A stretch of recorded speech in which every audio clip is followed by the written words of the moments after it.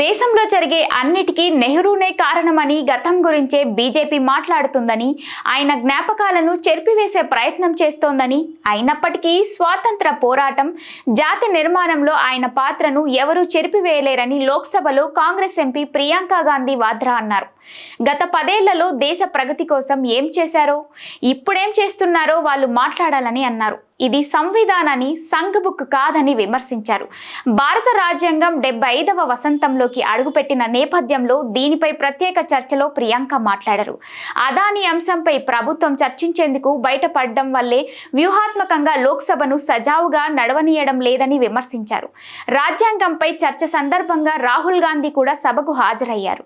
సంభాల్ బాధిత కుటుంబాలకు చెందిన కొందరు నన్ను కలుసుకునేందుకు వచ్చారు. వారిలో 2 పిల్లలు కూడా ఉన్నారు. ఒకరికి నా కుమారుడి వయసు ఉంటుంది, మరొకరికి 17 ఏళ్ళు. వాళ్ళ తండ్రి ఒక టైలర్. ఆయనకు ఒక డ్రీమ్ ఉంది. తన పిల్లలను బాగా చదివించి ఒకరిని డాక్టర్ను, మరొకరిని జీవితంలో స్థిరపడేలా చేయాలని అనుకునేవాడు. ఆయనను పోలీసులు కాల్చి చంపారు. తాను పెరిగి పెద్దయ్యాక తన తండ్రి కోరిక మేరకు డాక్టర్ అవుతానని 17 ఏళ్ల అద్నాన్ చెప్పాడు. అతని మనసులో అలాంటి ఆశలు, కలలకు అవకాశం కల్పించింది భారత రాజ్యాంగమే అని ప్రియాంక అన్నారు. కులగణన జరపకుండా కేంద్రం తప్పించుకుంటుందని ప్రియాంక గాంధీ విమర్శించారు. కులగణన ఇప్పటికీ అవసరమని, విధానాల రూపకల్పనకు ఎంతో దోహదపడుతుందని అన్నారు. ఈ ప్రభుత్వం రాజ్యాంగాన్ని బలహీనపరుస్తోందని విమర్శించారు. భారత రాజ్యాంగం ఒక రక్షా కవచం వంటిదని, పౌరులకు న్యాయం, ఐకమత్యం, భావ ప్రకటన, స్వేచ్ఛకు కవచమని అన్నారు. అధికారంలో ఉన్న వాళ్ళు చాలా పెద్ద మాటలే చెబుతూ రాజ్యాంగం హామీ ఇచ్చిన సామాజిక, ఆర్థిక, రాజకీయ న్యాయం అనే కవచానికి తూట్లు పొడుస్తుందని తప్పుబట్టారు. ప్రైవీకరణతో రిజర్వేషన్లు బలహీనపరిచే ప్రయత్నం చేస్తోందన్నారు. ఉన్నావోలో అత్యాచారం, నిరుద్యోగం, వాయనాడ్లో కొండ చర్యల వైపరీత్యం, ద్రవ్యోల్బణం వంటి అంశాలను ప్రియాంక తన చర్యలో ప్రస్తావించారు.